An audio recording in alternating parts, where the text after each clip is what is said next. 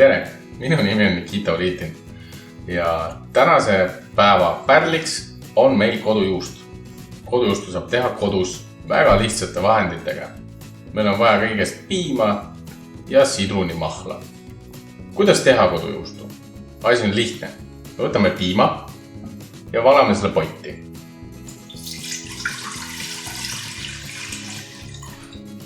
Väiksema koguse tarvis läheb vaja umbes liiter piima ja kuskil 30 ml sidrunimahla.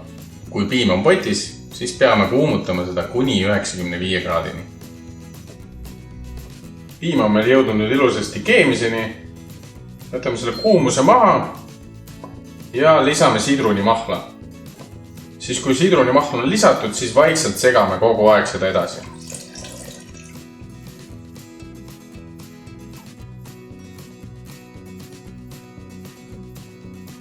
Nüüd on juba näha, et vadak hakkab vaikselt eralduma ja tekib ilus kodujuustu konsistents.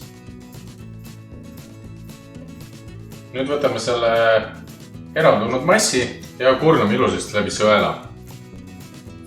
Kurname selle läbi sõela ja ilusasti jääb meile peale kodujuust.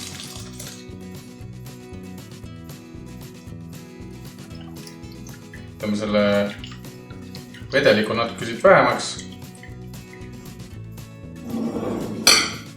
ja paneme selle teise kaussi. Nii, kodujuust on ilusasti kausis. Maitstame selle soolaga. Igaüks maitstab muidugi täpselt nii, nagu ta ise teda soovib. Mulle piisab ainult soolast. Maitstame soolaga ilusti ära.